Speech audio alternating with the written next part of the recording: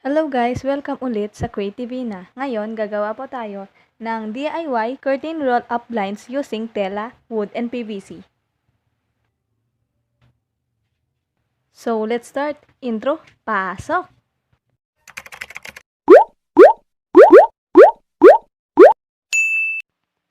Ngayon, pupunta tayo sa may mga kahoyan na which is yun yung mga panggatong namin. Pero dahil may nakita ako isang magandang kahoy, and wait lang, hinahanap ko po siya. Wait lang. Oh my gosh, ayun. Ayan. Ayan po yung gagawin kong DIY curtain.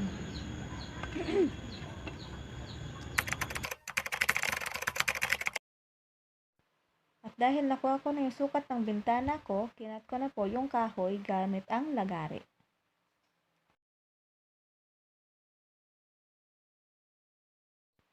Next na hatiin ko ay ang PVC.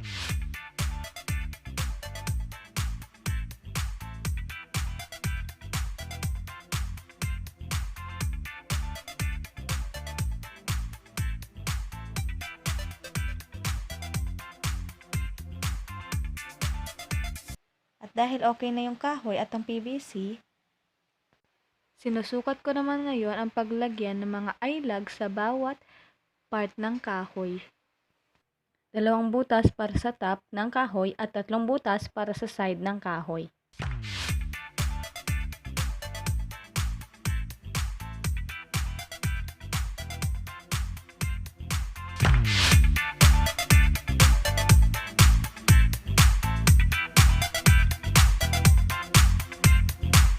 So, binubutasan ko muna ang mga kahoy gamit ang pako para mabilis ko lang maipasok ang mga eyelags dito.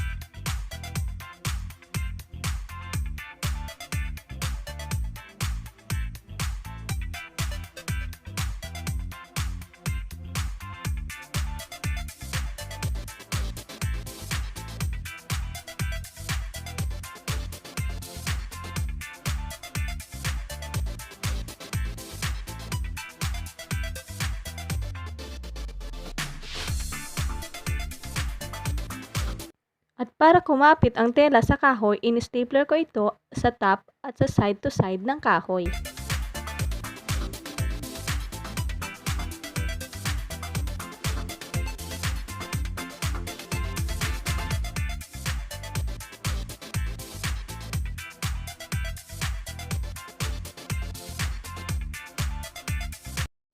And ayan na po, ilalagay ko na po ang 5 eyelags.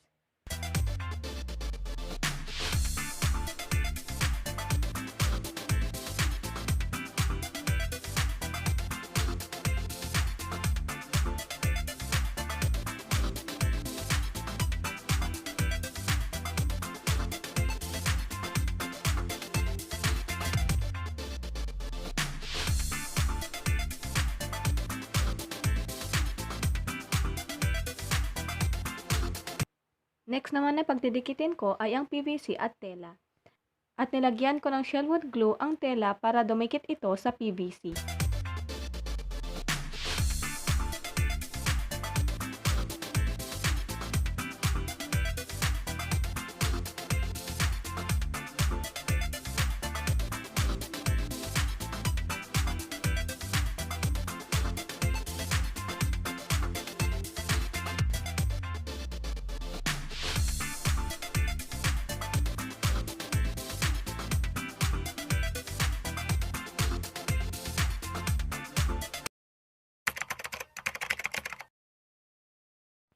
At dito naman sa aking bintana, sinukat ko rin ang 3 inches sa left and sa right nito. At ginamit ko ulit ang pako upang mabilis ko lang maipasok ang screw hook na pagsasabitan ko ng mga eyelags.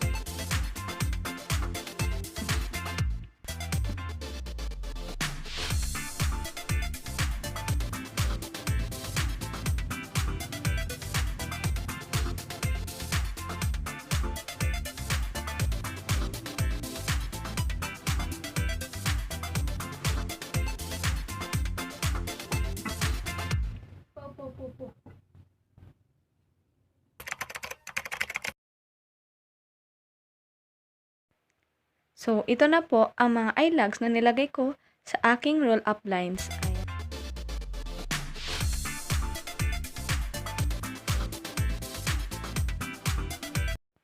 At ngayon, ilalagay na natin ang yarn na magsisilbing pagtaas at pagbaba ng ating roll-up blinds. Ang una kong ginawa ay nilagay ko yung yarn, yung dulo ng yarn sa may top po ng eyelags. Ayan. And then, yung yarn is ilalagay ko po dito sa, yan nga, 3 inches din siya. Ilalagay ko po siya doon sa dulo o sa likod ng ating roll-up blinds papuntang harap. Ayan, papuntang harap. And then, ipapasok po natin siya dito sa side na inilagay nating eyelags.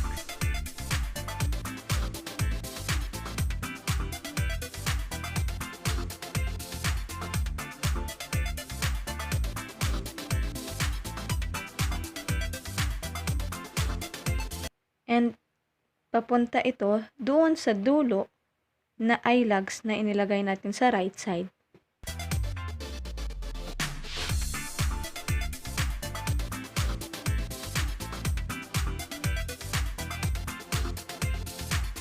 Next, the same process lang din dito sa right na eyelags.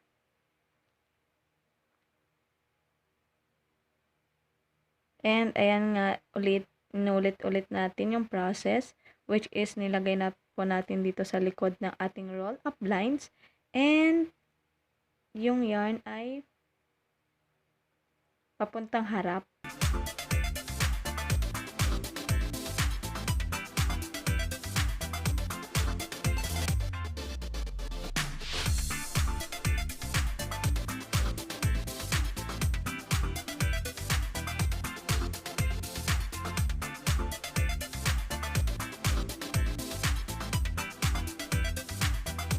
Bali, dalawa na pong yarn ang pumasok doon sa right side ng eyelags. Ayan po. Okay. And ito, dalawang yarn na to, itatali po natin. Itatali po natin sila para hindi na po sila magkawala pa.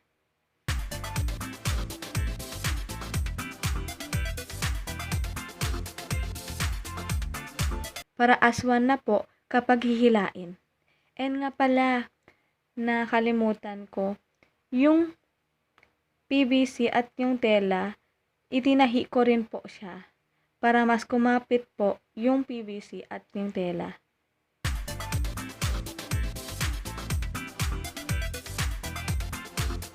Ito yung final look ng ating roll-up line.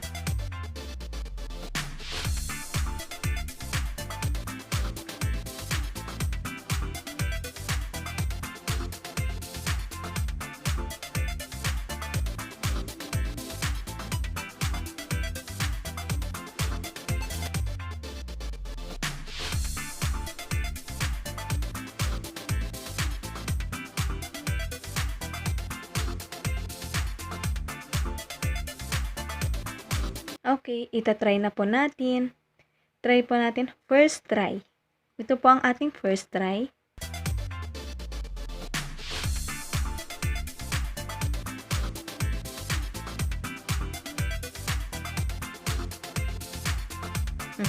Okay, smooth. Okay, second try.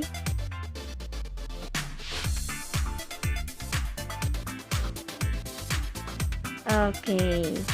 Smooth pa rin po siyang pataas and bababa. Thank you!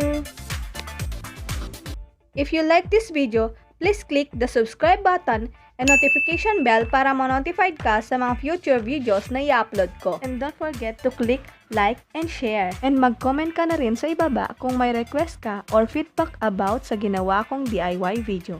Thank you! Bye-bye!